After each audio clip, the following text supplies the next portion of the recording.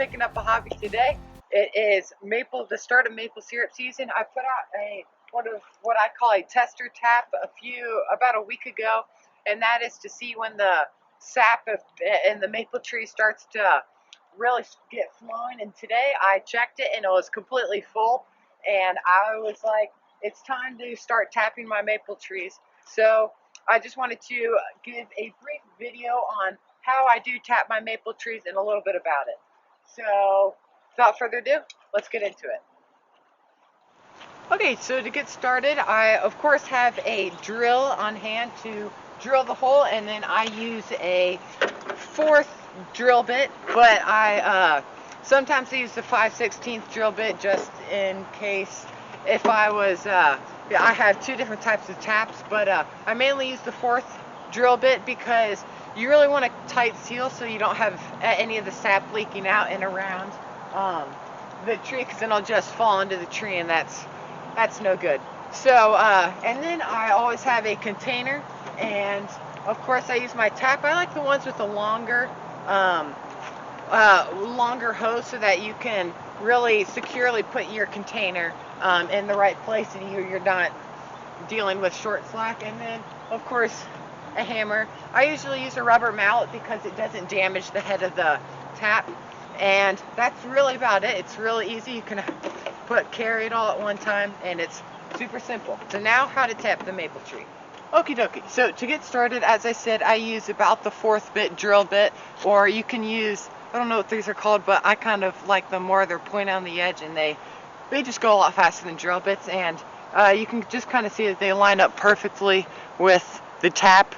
Just a good way to check to see if that's if your tap doesn't necessarily always fit in. And then and that's about it. You put it in your drill, and I choose the side of the tree that usually gets the most sun, because it says that it warms up the side of the tree and that there's more sap flow. I don't know if that's true, but that's usually what I go with. And then you can just kind of measure. It's about where I want it, and you kind of want to drill at an angle.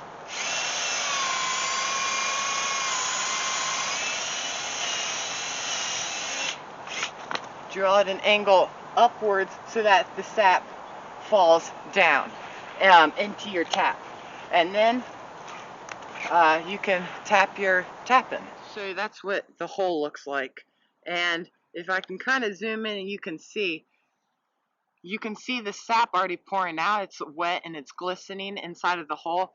It's not really focusing for me, but it's already wet right here. That's the dry bark, and that's the wet bark, and that's already sap coming out. So that's a good sign that it's sap season and that this tree is ready to be tapped.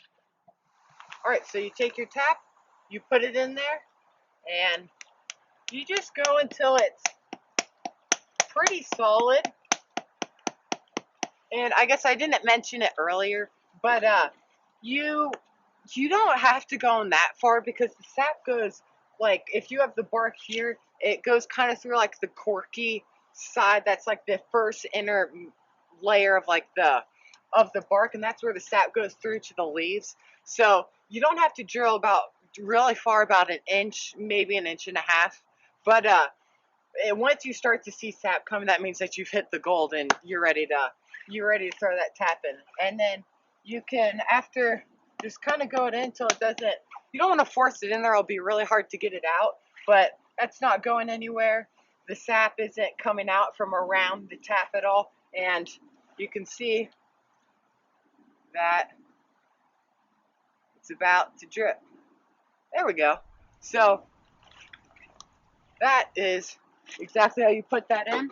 And then a really cool, I reuse these gallon jugs because there's no need to create more plastic. So this is an old distilled water jug, and if you do use one of these, you can use the handle and actually put the tap in the handle, because most of them are hollow and it's not going anywhere, and the tap's right there, so you don't have to worry too much about the wind disturbing it, and all of the sap will just fall right into it.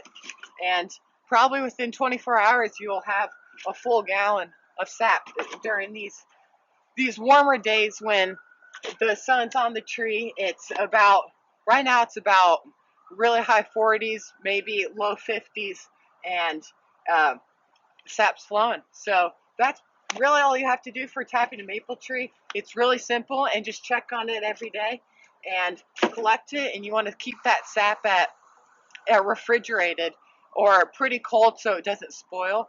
And when you're ready, you can boil it. And I'll have another video on that later. So enjoy. Tapping maple trees is one of the most fun things and one of the best times of the year. So enjoy. Have a good one.